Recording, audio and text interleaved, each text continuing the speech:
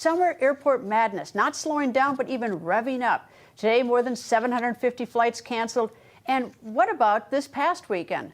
3,200 flights grounded and more than 8,400 delayed. This leaving folks stranded in airports with children sleeping on dirty floors. This is a mess in many parts of the country. Senior correspondent John Huddy is live at Miami International Airport. John? Yeah, here we go again, right? We saw this over the Memorial Day holiday weekend, and now we're seeing it again. I just went into Miami International behind me here, and you can still see the problems on the boards. The arrivals and departures are still a lot of cancellation, a ton of delays, and that was really, as you mentioned, Greta, the case over the weekend. In fact, Delta and United reported the highest number of cancellations, with 7% and 3% of flights canceled, respectively, over the Father's Day holiday weekend. Airports seeing some of the biggest issues since Thursday of last week include Hartsfield-Jackson in Atlanta, unsurprisingly, the world's busiest. JFK, LaGuardia in New York also had a lot of problems. And the Transportation Security Administration, and this is one of the reasons, reported that more than 2.4 million people were screened at U.S. airports starting on Friday, marking, according to the TSA, the busiest day since the Thanksgiving weekend. So you basically couple the increase in travel demand post-pandemic. More people are flying. We started seeing that over the holiday weekend, Christmas and New Year's and Thanksgiving even of last year, as I said, according to the TSA. So more people are flying, and then staff shortages at the major airlines. Because remember, a lot of these airlines laid off thousands of employees, the bulk of which, many of whom did not return to their old jobs, and many pilots retired. So you're having those staff shortages with the increased demand, and it's really a recipe for disaster.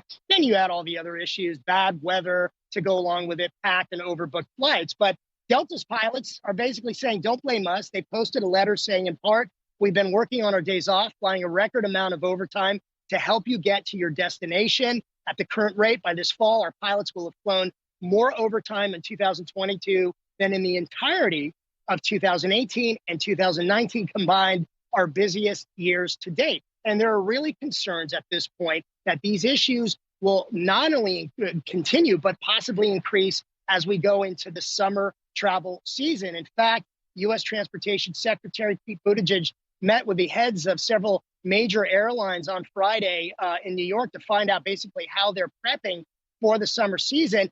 His own flight was canceled, so he ended up having to get a car and drive from Washington to New York. And he basically said that he advised the airlines, look, you have to hire more workers, you have to hire more customer service reps, and you have to meet your flight schedules and your operational demand. And he said, in summary, if you don't get your act together, if the airlines don't get their acts together, they could be subject to major federal fines come the 4th of July weekend and onward, and possibly, Greta, even federal lawsuits. Back to you. John, thank you very much. Joining us, aviation analyst Jay Ratliff. Nice to talk to you, Jay. Greta, hello to you.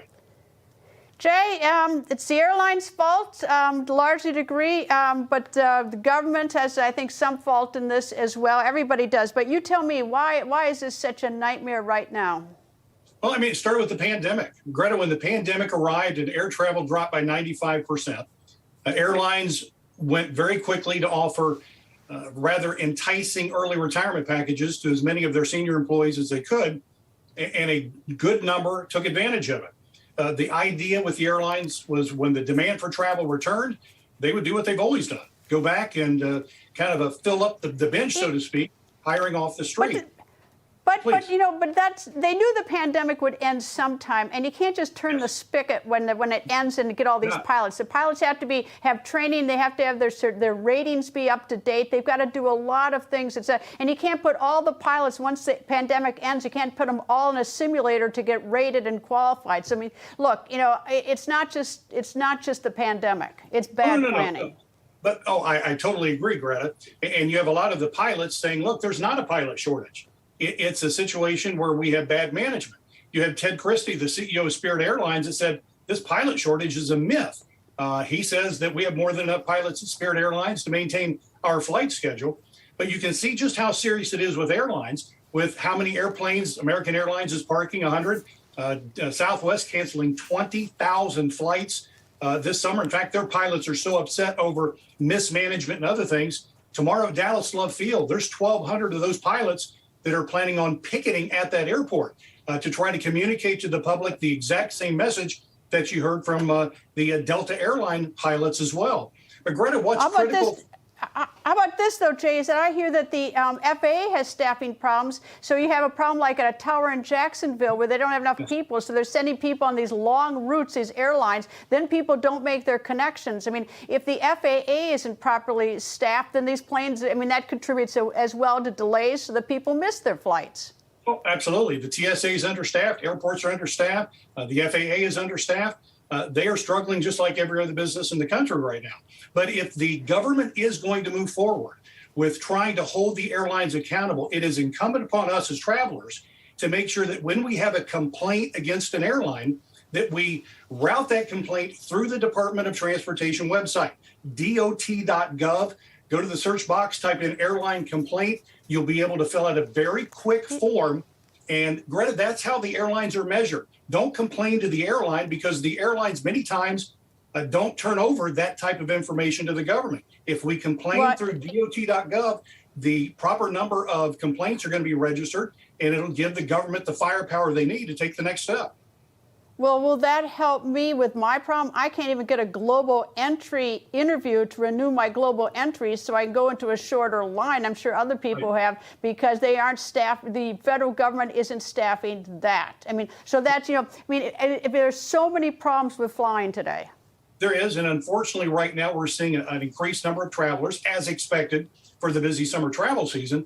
And the problem is there's no quick fix here, which means as the record number, not record, it's since the pandemic record, we're still not back to 2019 levels. But Greta, we're close. And there's no way this airline industry is prepared for what's coming in June, July, and August. I see this getting nothing but worse. I don't see us being able to solve the problem with regards to some additional customer service being hired until later this year. We had issues last, I'm sorry.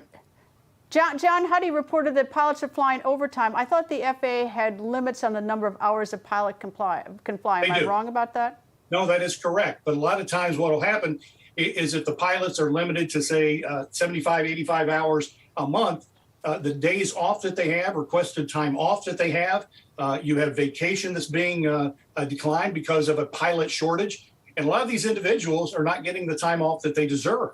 And it's a situation that they're getting tired, fatigued. And a lot of these pilots are saying, Greta, this is becoming a safety issue. And fatigue is entering into the cockpit, and that's becoming a real problem in the industry. Well, I'm team pilots, not so team airline management or team U.S. government in handling the FAA and the TSA. So I'm team pilots. Amen to that, Greta. I'm in complete agreement with you. Thank you,